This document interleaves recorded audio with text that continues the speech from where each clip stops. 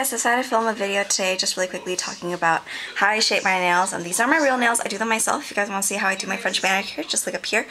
I don't like getting my nails done really just because I feel like my nail chips so quickly it's not really worth it to get them done.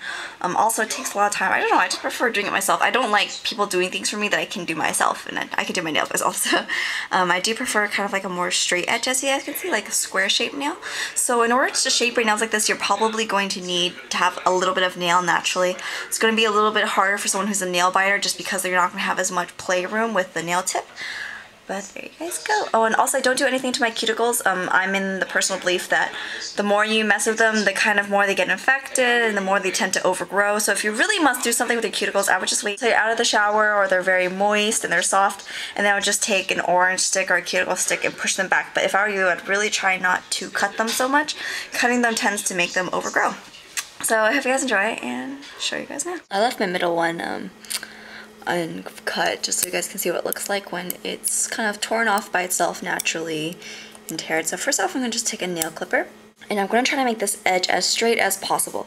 So I like to have a more of a square shaped nail. I don't know, I think that's what kind of gives it a little bit of a fake nail look without looking too fake. I'm not so much into the round tip. So what I'm going to try to do is I'm going to try to cut this as straight as possible.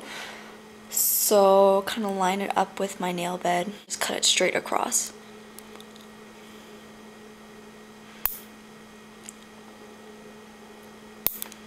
So try to make that as straight as possible with the nail clipper. So then I'm going to take my file. So I prefer to use, if I can, a crystal nail file. This is what they look like. Okay, warning, this one's actually a fake one. Oh my gosh. I bought it online. It was really cheap. And now I know why. But they should be around $5 or $7 at a beauty store. But look, it's fake because it's actually coming off. It should have come off like this. They're actually made out of glass or crystal. And I love these. They're actually really good for your nails. So if anything, you can always use regular nail files. I like to use these as well. I try to get two different kinds of nail files. This one has like a medium grit, so it's a little bit more coarse. Technically, you should only go in the same direction because if you go back and forth in this sawing motion, it encourages it to tear. So like I said, I'm going to try to flatten out the top as much as I can. So now that I've made the top pretty flat, what I'm going to do is I'm going to take off a little bit off of each side, just a little bit on the side, just to give it a nice little soft corner and edge. So I'm just going to go on the side of my nail. I'm going to file, maybe just one or two quick files.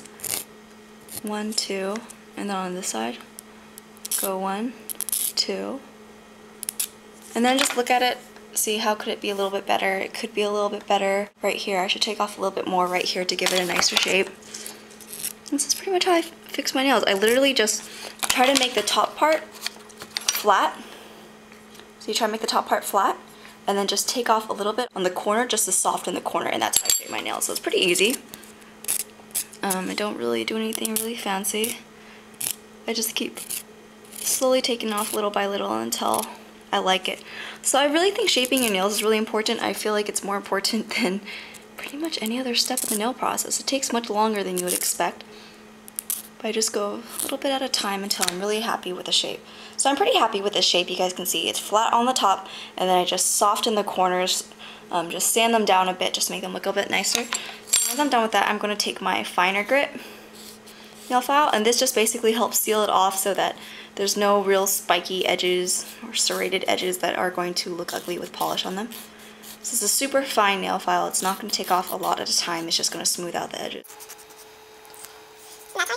So it does require you to have a little bit of nail growth. If you're someone who has a really hard time growing out your nails, or you're a nail biter, then you're going to have a hard time, but you're going to need a little bit of nail growth in order to get this shape. Otherwise, you're not going to be able to grow out this straight edge, because you guys can see the corners are actually much longer because of the way that your nail naturally grows. It grows into this moon shape, and so you're going to need a little bit more of a nail to achieve this shape. So pretty much you just want your nail to be a continuation of the shape of your nail bed.